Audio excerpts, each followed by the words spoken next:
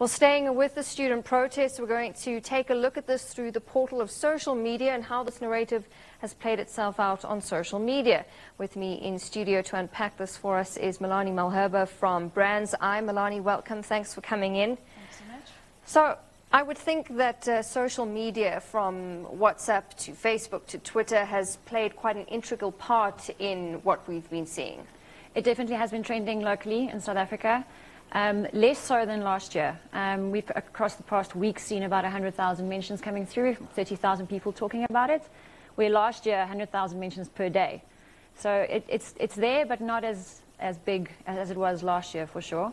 Internationally, I can't comment accurately. We didn't track international data, but it was definitely picked up by international media houses. The New York Times posted articles on it, so it's definitely reached internationally as well. So you say it's there, but not as big as last year. Would you say that, there was a lot of sympathy for this cause last year? Would you say that sympathy or public sentiment towards this has changed? I think it's changed in the sense that people are still happy to back the cause, but they're not happy to back the way that the protesters are going about it. The vandalism, the violence, breaking down the places that they're actually wanting to learn from doesn't sit well with the people on social media. They believe that the money that is now going to have to be used to fix everything, could have been used better and to actually help them support their cause. Have you been picking up on traffic with regards to what people have been saying in terms of mobilizing students for the march? Not so much mobilizing students, more comments on the mobilization of them and what they're doing. One of the big themes that's coming out is based on the National Student Financial Aid Scheme. People don't really understand what the scheme is there to do. Some people feel it's supposed to give them bursaries and they don't have to pay back.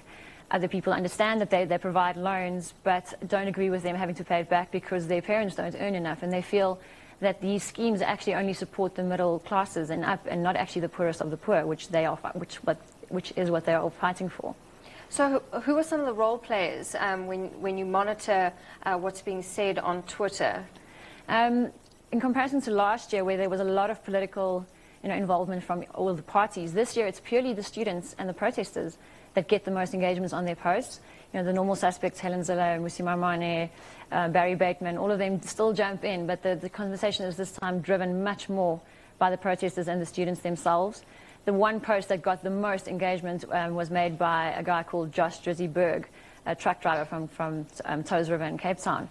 And his video mirrors exactly what the social media public are feeling, that they're doing the right thing in the wrong way.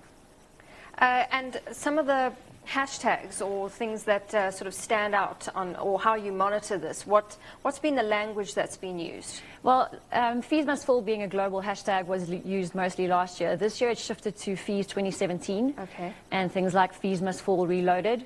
So it's kind of brought more local, I think, and not as global as it was last year. Any other trends that you've picked up with this? No, seriously not. There's no serious ones jumping out, no big themes. Just the disappointment in the vandalism and the violent way that the protest has gone. And has it been trending the entire week? And I mean, I don't know if you can predict what it will do next week. Definitely can't predict, unfortunately. But like I said, over the past week, about 100,000 mentions, which isn't a massive trend. We've seen bigger things. But yeah, it's one of the top ones. All right, Melanie, thank you very much. Melanie Malherbe from BrandsEye, giving us a look at exactly how this has been captured on social media.